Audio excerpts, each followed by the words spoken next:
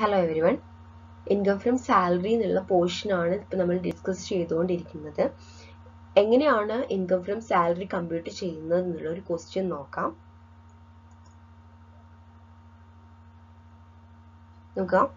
Mr. Gogul, an employee in a company in Bhopal, population exceeds 25 lakhs, has the following emoluments during the previous year 2019-20.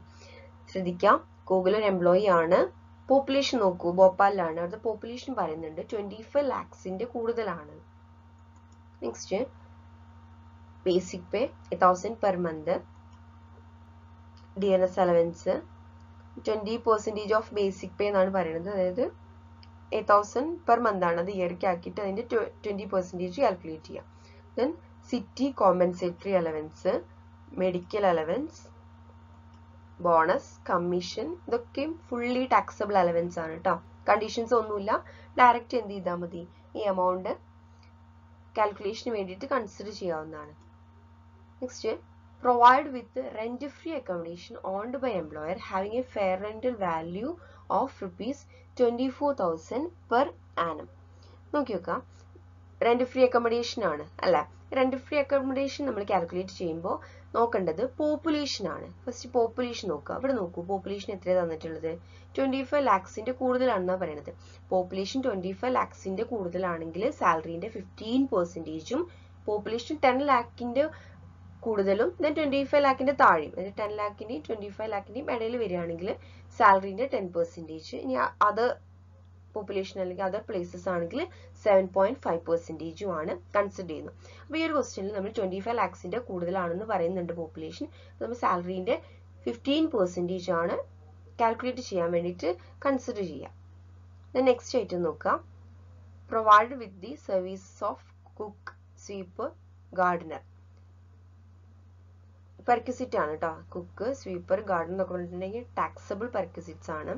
Amount തന്നിട്ടുള്ളത് 700, 300, 250 per month, ഒക്കെ per മന്തിലാണ് തന്നിട്ടുള്ളത്. Then electricity charge പറയുന്നുണ്ട് 6000. Compute taxable salary. ഇത്രയും informations ആണ് നമുക്ക് provide ചെയ്തിട്ടുള്ളത്. ഇത് വെച്ചിട്ട് നമ്മളോട് income from salary or taxable salary calculate ചെയ്യാനാണ് ചോദിച്ചിട്ടുള്ളത്. ആൻസർ ചെയ്യുമ്പോൾ ഫസ്റ്റ് ഹെഡിങ് കൊടുക്കണം, computation of income from salary for the assessment year 2020-21. ഇതിന് ഓരോ ഇൻഫോർമേഷൻസും നോക്കുക, അതിൽ ഏതൊക്കെയാണ് ടാക്സബിൾ നോക്കുക. ഇതിപ്പോൾ തന്നിട്ടുള്ളത് അധികം ടാക്സബിൾ ആയിട്ടുള്ള അലവൻസുകളാണ്. അതായത് ബേസിക് പേ 8000 പെർ മന്ത് ആണ് തന്നിട്ടുള്ളത്, ഇയർക്ക് ആക്കുമ്പോൾ 96,000. Then dearness allowance 20% of basic pay എന്ന് പറയുന്നുണ്ട്, 96,000ന്റെ 20%. Next city compensatory allowance fully taxable allowance ആണ് 4,000. മെഡിക്കൽ അലവൻസും ഫുള്ളി ടാക്സബിൾ അലവൻസ് ആണ് 6,000. Then bonus 16,000, commission 4,000. ഇതൊന്നും കണ്ടീഷനിലൊക്കെ ഫുള്ളി ടാക്സബിൾ ആണ്. ദെൻ നെക്സ്റ്റ് ഐറ്റം നോക്കുക, റെന്റ് ഫ്രീ അക്കോമഡേഷൻ എന്ന് പറയുന്നുണ്ട്. റെന്റ് ഫ്രീ അക്കോമഡേഷൻ വരുമ്പോൾ പോപ്പുലേഷൻ തന്നിട്ടുണ്ട് അല്ലെ. പോപ്പുലേഷൻ നോക്കിയോ ക്വസ്റ്റ്യനില്, പോപ്പുലേഷൻ എക്സീഡ്സ് 25 lakhs എന്നാണ് പറയുന്നത്. പോപ്പുലേഷൻ 25 lakhsന്റെ കൂടുതലാണെങ്കിൽ സാലറിന്റെ 15% ആണ് നമ്മൾ കൺസിഡർ ചെയ്യുന്നത്. ഇവിടെ സാലറി എന്നുള്ളതുകൊണ്ട് ഉദ്ദേശിക്കുന്നത് basic pay plus dearness allowance given under the terms of employment ആണെങ്കിൽ, then bonus, commission, then all taxable allowance. ശ്രദ്ധിക്കുക, ഡിയർനെസ് അലവൻസ് നമ്മൾ given under the terms of employment ആണെങ്കിൽ മാത്രമേ എന്ത് ചെയ്യുള്ളൂ, കൺസിഡർ ചെയ്യുള്ളൂ. അപ്പൊ എങ്ങനെ കാൽക്കുലേറ്റ് ചെയ്യുക? അപ്പൊ ഏതൊക്കെ ഐറ്റംസ് ആണ് നമ്മൾ റെന്റ് ഫ്രീ അക്കോമഡേഷൻ കാൽക്കുലേറ്റ് ചെയ്യാൻ വേണ്ടിയിട്ട് എടുക്കുക? 15% ഓഫ് സാലറി ആണ്. ഈ സാലറി എന്നുള്ളത് നമ്മൾ എന്ത് ചെയ്യണം, ആദ്യം കാൽക്കുലേറ്റ് ചെയ്ത് കണ്ടെത്തണം. അപ്പൊ സാലറി കാൽക്കുലേറ്റ് ചെയ്യാൻ വേണ്ടിയിട്ട് ഫസ്റ്റ് 96,000 ബേസിക് പേ നമ്മൾ എടുക്കും. ദെൻ ഡിയർനെസ് അലവൻസ് കൺസിഡർ ചെയ്യുമോ? ഇല്ല, കാരണം ഡിയർനെസ് അലവൻസ് മാത്രം തന്നിട്ടുള്ള ക്വസ്റ്റ്യനിൽ, അല്ലാണ്ട് given under the terms of employment തന്നിട്ടില്ല. അങ്ങനെ തന്നിട്ടുണ്ടെങ്കിൽ മാത്രമാണ് ഇവിടെ ഈ ഒരു സാലറിക്ക് എന്ത് ചെയ്യുക, ഈ ഒരു ഐറ്റം കൂടി ആഡ് ചെയ്യാൻ വേണ്ടിയിട്ട് എടുക്കുക. നെക്സ്റ്റ് സിറ്റി കോമ്പൻസേറ്ററി അലവൻസ്, അത് ടാക്സബിൾ അലവൻസ് ആണ്. അതുപോലെ തന്നെ medical allowance 6,000, then bonus 16,000, commission 4,000. അപ്പൊ നിങ്ങൾ ചോദിക്കാം, കമ്മീഷൻ ടേൺ ഓവർ തന്നിട്ടില്ലല്ലോ, പിന്നെ എന്തുകൊണ്ടാണ് ഇവിടെ കൺസിഡർ ചെയ്യുന്നത്? RPF കേസിലാണെങ്കിലാണ് നമ്മൾ എന്ത് ചെയ്യുക, RPF-ന്റെ കേസിൽ സാലറി എന്ന് പറഞ്ഞിട്ടുണ്ട്, അതായത് റെക്കഗ്നൈസ്ഡ് പ്രൊവിഡന്റ് ഫണ്ടിക്ക് വല്ല കോൺട്രിബ്യൂഷൻ ഉണ്ടെങ്കിൽ അവിടെ ഒരു സാലറിന്റെ 12% കാണണം അല്ല. അവിടെ സാലറി എന്ന് പറയുന്നത് എന്തായിരുന്നു? Basic pay plus DNS allowance under the terms of employment and commission turn over based ആണെങ്കിൽ മാത്രം. പക്ഷെ ഇവിടെ നോക്കൂ, value of rent free accommodation കാണുമ്പോൾ എന്ത് ചെയ്യാം? ഡിഎന്റെ കേസിൽ മാത്രം എന്ത് നോക്കിയാൽ മതി? Under the terms of employment എന്നുള്ളത് കൺസിഡർ ചെയ്താൽ മതി. ബാക്കിയുള്ള ടാക്സബിൾ ആയിട്ട് വരുന്ന അലവൻസ് ഫുൾ എന്ത് ചെയ്യാം? ഇവിടെ സാലറി കാൽക്കുലേറ്റ് ചെയ്യാൻ വേണ്ടിയിട്ട് ആഡ് ചെയ്യാം. ഇവിടെ ആഡ് ചെയ്തപ്പോൾ അതിന് 15 സാലറി ടോട്ടൽ കിട്ടി. അതായത് 96,000 പ്ലസ് 4,000 6,000 16,000 4,000 ഇത്രയും ഐറ്റംസ് ആഡ് ചെയ്തിട്ട് അതിനെ 15/100 ചെയ്യുക. അതായത് 15%, ഇതിന്റെ 15% ആണല്ലോ. ദാറ്റ് ഈസ് 18,900 ആണ് ആൻസർ കിട്ടുക. പിന്നെ നോക്കൂ, ക്വസ്റ്റ്യനിൽ പറയുന്നുണ്ട് fair rental value of ₹24,000 per month. Fair rental value പറയുന്നത് 24,000 ആണ്. നോക്കി നോക്കുക, ഫെയർ റെന്റൽ വാല്യൂ ഈ 15% ഓഫ് സാലറി കാൽക്കുലേറ്റ് ചെയ്ത് കിട്ടിയ എമൗണ്ട് നോക്കി നോക്കുക. ഇവിടെ 18,900 ആണ്. Fair rental value 24,000.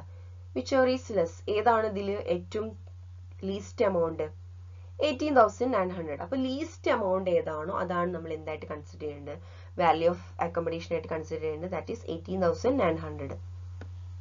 Next cook, അതൊക്കെ പെർ മന്തിലാണ് തന്നിട്ടുള്ളത്. കുക്ക് 700 പെർ മന്ത് ആണ്. ഇയർക്ക് കൺവേർട്ട് ചെയ്യുമ്പോൾ 8,400. അതുപോലെ തന്നെ സ്വീപ്പർ 300 പെർ മന്ത്, ഇയർക്ക് കൺവേർട്ട് ചെയ്യുമ്പോൾ 3,600. ദെൻ ഗാർഡനറും പെർ മന്ത് തന്നിട്ടുള്ളത് 250 പെർ മന്ത്, ഇയർക്ക് കൺവേർട്ട് ചെയ്യുമ്പോൾ 3,000. ദെൻ ഇലക്ട്രിസിറ്റി ചാർജ് പേ ചെയ്യുന്നുണ്ടെന്ന് പറയുന്നത് that is A taxable perquisite ആണ്. അതുകൊണ്ട് തന്നെ അതും എന്ത് ചെയ്യും?